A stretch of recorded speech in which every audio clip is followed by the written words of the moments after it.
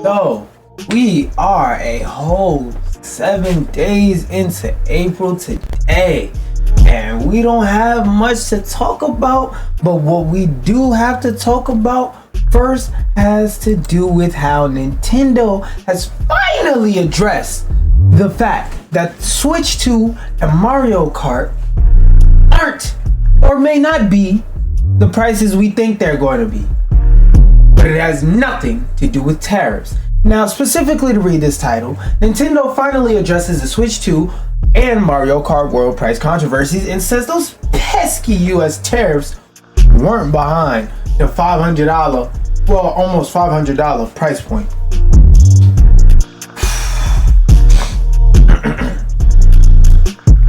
Now, the first thing I want to say about this scenario is, I'm not gonna lie. In terms of, do I want the prices to raise for this stuff? No, nigga. That's more money I gotta pay. Hell no, I don't want it to rise. But when it comes to inflation and stuff like that, the price of the Switch kind of evens out. Also, I feel like some of the complaining is justified because you know you never want to pay more for stuff being a good consumer. But if I'm being real, niggas ain't gonna buy this shit till 2 and 3 years down the line when it start getting discounted. Let's relax. There's still 90 something million people on PS4 and the PS5 been out for half a decade. If you need a quick refresher, the Switch 2 was announced at a price point of $450, basically $500, because you still gotta get a game. You still gotta get a second set of controllers or a pro controller. Then if you play Smash, you still gotta get the USB dock. So basically $500. When you start adding other stuff, around $600 is gonna cost to get you a Switch. And if you don't just want the pack-in game and you want another game to go with it, like something newer, that's more stuff you gotta get to go with it. So keep in mind, you see $449, but first off, them doing the .99 thing is a mental tactic. For those of y'all who don't know, they don't say that something is 99 cents instead of $1 because of fractions and the way that they're calculated with money. No, that's not how math works. The reason why they do it is because if they put 99 cents, if they discount it or take that 1 penny off, and let's say something costs $4.99, really that's $500, but most people are only paying attention to the first number when they see an item. They tend to ignore these numbers. Now, you could disagree with me or not, I don't really give a fuck. There's been all kinds of studies done on it, but most people pay attention to the first number and then how many numbers after it, not necessarily what those numbers are. So what's Nintendo? Why do they say Ninty like that's their homeboy? Like, yeah, my bro Ninty. Yeah, he up the block real quick. Yeah, you wanna go talk to Ninty real quick? Yeah, just go to his house. Just go to his house. He in there playing a game right now. Just go see Ninty. Like, bro, nigga, no. Who? You mean Nintendo? You mean Nintendo? So, what's Nintendo said about these two price points after opting not to issue a statement right away? Well, first of all, Nintendo of America President Doug Bowser told The Verge that the freshly deployed US tariffs, which led to the company to delay the start of the Switch 2 pre-orders last week, weren't factored in. So from what I'm hearing, they're saying the price we wanted the Switch to cost is the price we told you. But because of tariffs, we had to rescind that because we may have to charge and pay more later on down the line to sell you the same product. And that $80, $90 thing, I haven't seen that particularly in this article yet, but I think that's probably gonna rise too. In terms of like the tariffs and stuff like that, if they're pulling back everything to reassess prices due to the tariffs. Oh, GTA is costing $100. Even if it's not because they genuinely just want to charge $100, they're going to charge $100. Put the April 2nd announcement aside, any previous tariffs were not factored into the price itself. So that means the Switch could be well over $600. And like I said, if the Switch is well over $600, oh, the next PlayStation finna be a band, easy. The exec adding that Nintendo is actively addressing what the impact may be. Oh, that last bit, whole typo. That last bit's very much in line with what Nintendo said when it spelled wrong when it announced that pre-order delay last week. Oof. As for why these things do cost as much as they do, Bowser said pretty similar stuff in both that chat about the Switch 2 and one with the Washington Post about Mario Kart World being $80 in the former case. The Verge reports Bowser listed a bunch of the Switch 2's new features, adding that a driving factor Nintendo considered was what is a part of this particular gaming experience versus what is blah blah blah blah. Basically, the hardware and the machinery in there are more upgraded stuff. So of course, the Switch cost $300 in what, 2017? $300 in 2017 is not the same as $300 in 2025. Okay, those are two different sets of years. So I would expect the price to go up. But $250 worth going up before any kind of before we knew about any kind of tariffs or anything? Crazy work. Crazy work. The Verge reports. Meanwhile, Bowser said that Mario Kart World being more expensive than $70, Donkey Kong Bonanza is an example of variable pricing. But look at each game, really look at the development that's gone into the game, the breadth and depth of the gameplay, if you will, the durability over time, and the repeatability of the gameplay experiences. So, in case you didn't understand that long ass blah blah blah da explanation, this nigga basically said, we're gonna charge you what we feel like it's worth, not what it's actually worth. So if they feel like charging $100 for a game, they're gonna say, hey, well, you could play this game for hours and hours and hours and get multiple playthroughs of this game. We got 20 hours worth of content in this game. You can't beat a 20-hour game in a day. Well, you, like, hour-wise you can, but like realistically, throughout the day you're gonna get tired. You gotta get up and go eat. You gotta go poop. You might have to, you know, be employed and go to work. You might go to school. You get what I'm saying? Like that. Like that's not a realistic scenario, so to speak. So like there's a lot of things about this, like the breadth and depth of the gameplay. Like, how do we monetarily define what depth is? You know, like a gameplay is deep relative to the experience of the person playing the game. So like, for example, I could play something like Elden Ring and struggle and eventually beat it in, let's say, a month, right? But my mom can barely jump over robots in Astrobot. So to give her something like Elden Ring, she genuinely might hang me for even suggesting she play that shit. And then while I'm hanging there, she might stab me a couple times while I'm hanging there, because why would I try to torture her like that? I know damn well she's not good at games. She's not the greatest at games. 9 times out of 10 when mom plays games, it's only because I'm there and it's just something to do. So for me to torture my moms like that would be fucking crazy.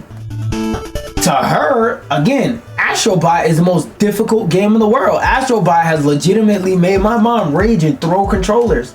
I'm not being hyperbolic. I'm not exaggerating. Like, my mom legit had points where she was like, Donnie, do this shit for me. That's what my mom calls me. Donnie, do this fucking level for me. I'm tired. I'm tired. I'm tired. I'm tired. And we ain't even get to bot. Actually, we're still in Playroom. I've been playing Astro's Playroom with her for like a month. Still hasn't beat it. So it's like a 5-hour game. So like, now that you have that little bit of insight, again, what the fuck is depth in a game? Is depth in a game for your pricing? And how do you determine that in a way that's fair and that will people accept? Now, as I always say, when it comes to these type of topics, there will always be people who buy it anyway. There are certain games where no matter what you price it at, people are gonna buy it. GTA 6 could be $200, niggas still gonna buy it. That's just me being real. 2K next year could be $250 for the base version. Niggas still gonna buy it, because all the 2K YouTubers gonna be like, if you can't buy it, you just broke. If you broke, say that. And you know niggas' egos gonna be hurt. I'm not broke. I'm not broke. Man, here. What the fuck are you doing? That's the light bill. Shh, I can't let niggas call me broke. That's how they're gonna react. There's always gonna be people who throw all logic out the window for certain games, and a lot of first-party Nintendo games fall under that. So it's people complaining about Mario Kart World that's still gonna buy it anyway. My point in saying all of that is, like, again, and then durability over time. What the hell does that mean? There are games I've been playing. There's games that I played for like 5 seconds that could last people 2 and 3 years that I would never go back to. There's games that aren't meant to be gone back to as much as I have. Like, for example, Super Smash Bros. 2 is a game that you're supposed to play for like 30 minutes once every couple of months. I play that shit all the time. I mean, I haven't played it yet this month, but we're only 7 days into the month. Still, my point is, there's a lot of games that don't have a lot of depth, so to speak, that I could go back to over and over again. Like this is just them, an arbitrary statement of them saying a bunch of nothing to say. This is like the professional way to say, nigga, we gonna charge you whatever the fuck we feel like it, cause your bitch ass is gonna be in the store swiping your card, purchasing it anyway, pussy. So shut up. And I'm not gonna lie, the nigga's right. The nigga is right, and niggas gonna buy it. That's really what I wanted to get across with that bringing up that article, that the price of the next Switch doesn't even matter. Because Nintendo niggas, they are going to buy it.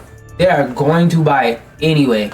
And then when the price drops down and gets to a reasonable price, which is what normal people do with every console. So I don't understand why these niggas complain that the console costs 150 billion quintillion dollars day one. Nigga, you're not buying it day one. And if you buy consoles day one, 9 times out of 10 you're a fucking idiot, because that's when all the glitches and stuff like that happen. Wait a year or two. Nintendo confirms Switch 2's new Joy-Con controllers are not Hall effect sticks, and our fears about Joy-Con drift are still here. I remember why I wanted to bring this up. Yeah, Switch 2 stick drift 100% gonna be a prevalent problem. Good boy playing a good game. Look, I'm gonna play Rivals and I'm gonna goon in a minute, but let me rest, bro. Let me rest. I'm like, what I'm really waiting for is that next Smash game to come out. But back to the topic. Yeah, so when the next Switch console comes out, when you get it, don't use the controllers it come with. Wait till 8-Bit Dough releases some controllers or something, because as soon as you get your controller, you're not gonna be doing anything. Pretend this cursor is controlled by like the stick. You're not gonna be doing anything. Your hands are gonna be like this. This is gonna be the controller. Oh boy, that was probably my bad. That shit is not going to work. Day 1, day 100, day 103, day 145, day 189. That shit is not gonna work. So I'm warning y'all now. When y'all get a Switch 2, the controller, you got about 2 weeks worth of gameplay. 2 weeks worth of gameplay before your controller just start doing this. Okay? Another update, quick update I wanted to give y'all. Nintendo explains why the Switch 2 was the right time for built-in voice chat. Oh, this one I wanted to read because I want to see what excuse they try and give us for waiting like, what, 15 years to give us Nintendo Discord? Like, when we had Xbox Live on the OG PlayStation, not OG PlayStation. Well, technically, there was some games with voice chat on a PS2, but those were like a game-by-game thing. Universal voice chat wasn't a thing until like the OG Xbox with Xbox Live. So where's the quote? In an interview with Igan, Nintendo's whoever the fuck that is, Bill, explained why now was finally the time for Nintendo to put the shit that should have been on the console like 4 consoles ago. That shit should have been in the Wii U. Really the Wii, but Nintendo's usually behind the curve, so I could give you the Wii U. I don't know why they did the extra complicated way on the Switch. That shit basically didn't have voice chat. Certainly there have been other game systems with chat and things like that up until now, but what we wanted to do was take something that could finally replicate that same room couch multiplayer, couch co-op experience and joy, and bring that into an online space. Yeah, you could have did that in 2013 with the Wii U or the Switch. That's not something. They're not saying anything that specifies why they needed to wait till the Switch 2 to do this specifically. But let me read on. Starting a sentence off with a conjunction. So for us, game chat is why it's so important. They're calling the feature game chat. All right. Why it's so important is the combination of being able to see their faces. Most people aren't going to use that feature. Like, I don't know about you, but like, I know some people who enjoy seeing the faces of their friends while they play the game, so they use that.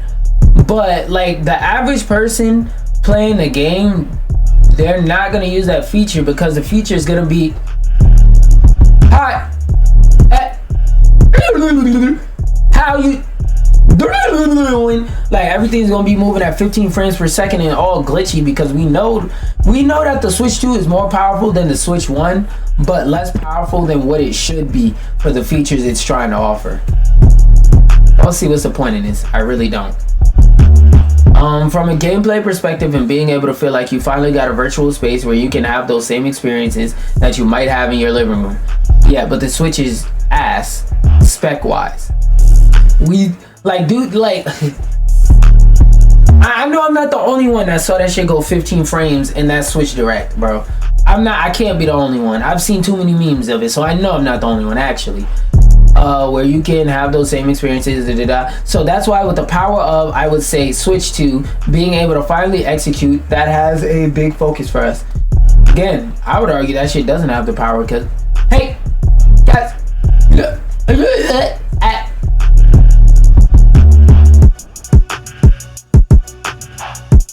what level am I on, guys?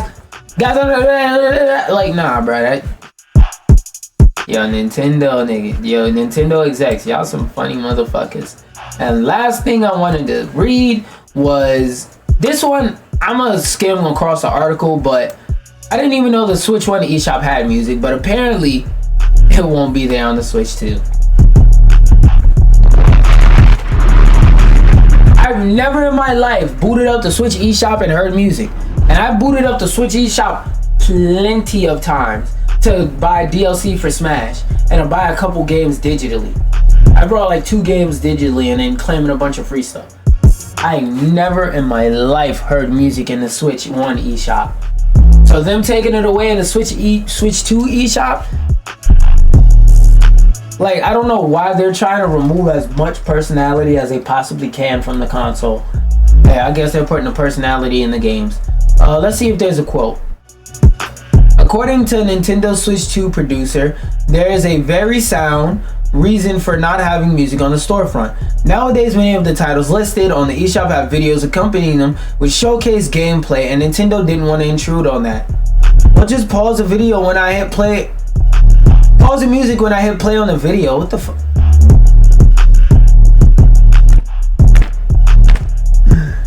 Oh my god, Nintendo's so behind. They can't implement the feature of music being paused when you open up a video.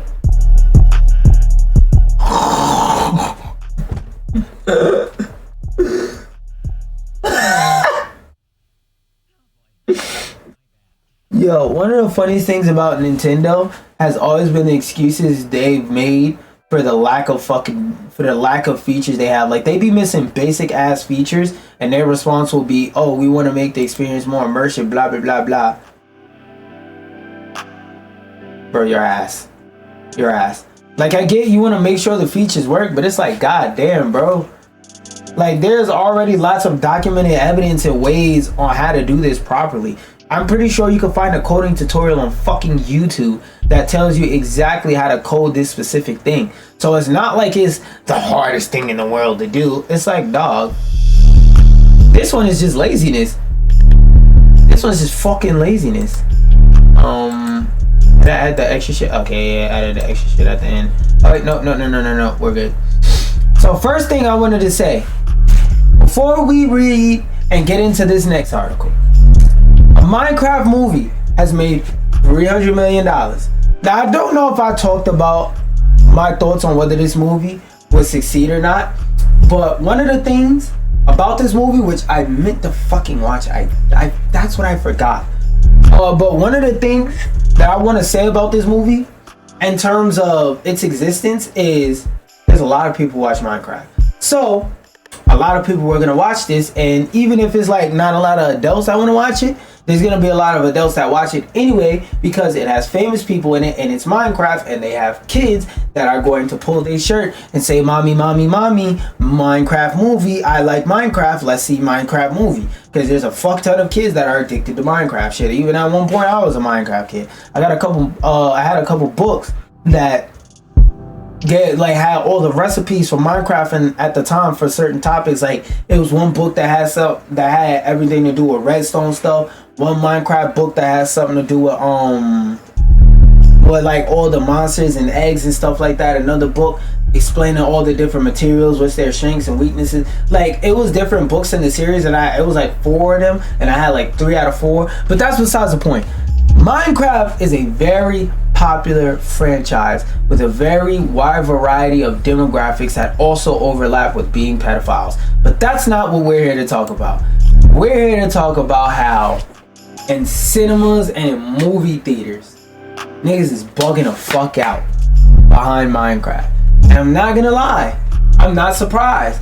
I've seen multiple videos of people bugging. I've seen a video of somebody cock back their arm and throw a bucket of popcorn at people, and because of I guess it was like a brain rot meme about chicken jockey or some shit like that, so that whenever it gets to the point in the movie where they say chicken jockey, like all the brain rot iPad alpha fucking generation alpha kids are jumping up yelling chicken jockey all at once, fucking up the movie for everybody else. Like this shit is crazy, and it's one of those things where it's like movie theater. The reason why I really want to bring this up is because I find it funny that like for the past couple weeks I've been seeing a lot of stuff circulating about movies saying they're having a hard time making money, and I was like, that's one of the reasons why. Now if you're not understanding, the movie going experience is ass, as we all know. You gotta pay $100,000 for a bucket of popcorn. For a small bucket of popcorn like this, that's really just a cup with a couple half-cooked kernels in it. You gotta pay $30,000 to get a soda that's no bigger than my hands when I'm throwing up a C.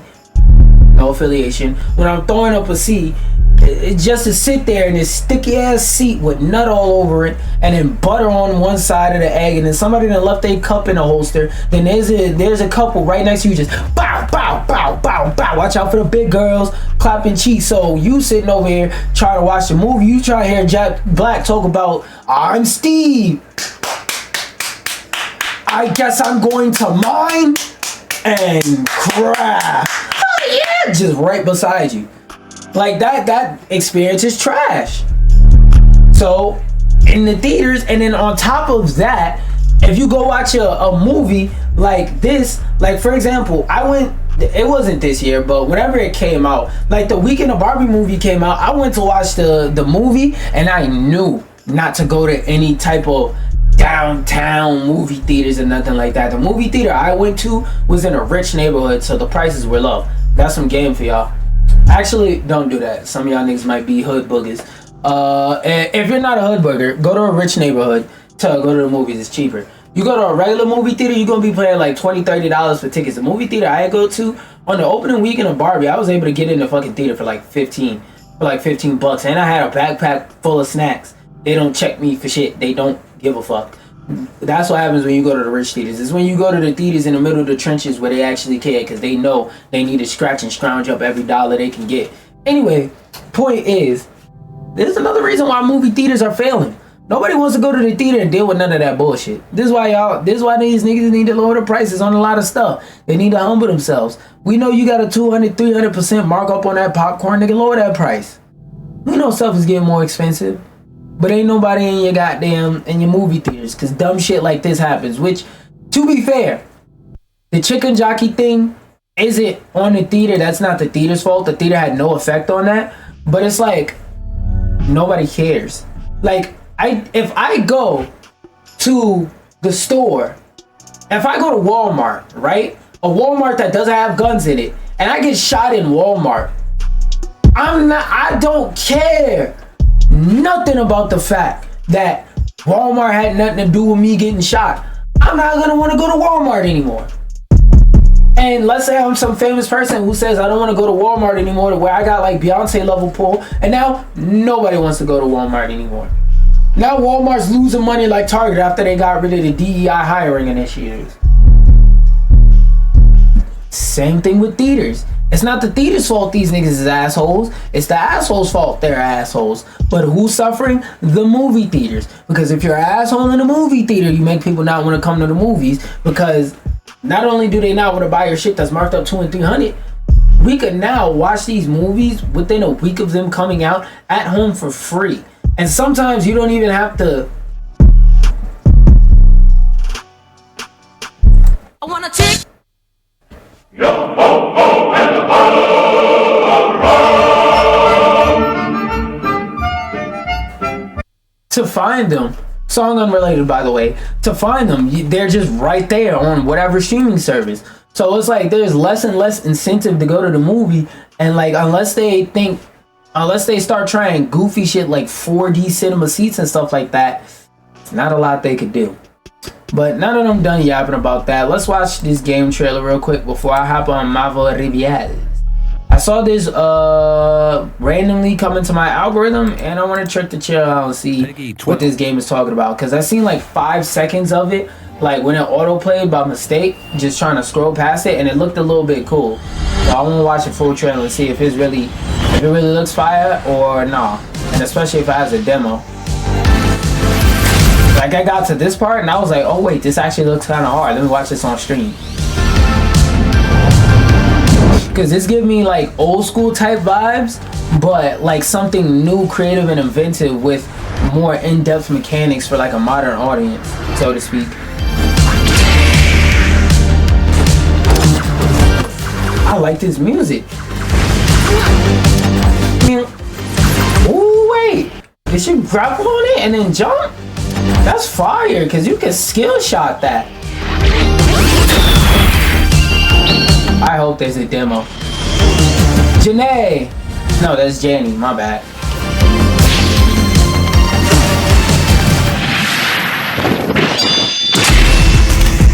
Crystal Bowie. Ooh, and I like this art style, because like it doesn't feel like I'm watching a video game. It feels like I'm looking at a cartoon high key. I like it. I like it. I like it.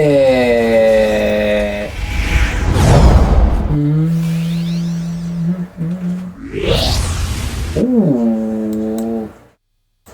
When did it say it's coming out? 8/26. Oh yeah, this is gonna be a while till this comes out. But yeah, if you are in the stream currently watching, all you must do is reload your tab to stay in the stream, because to go live on TikTok, sometimes I gotta end my stream and restart it. So I'm gonna just do it just in case. And if when you come back it's lagging and glitching a little bit, just know that's not your phone or nothing like that. That's me.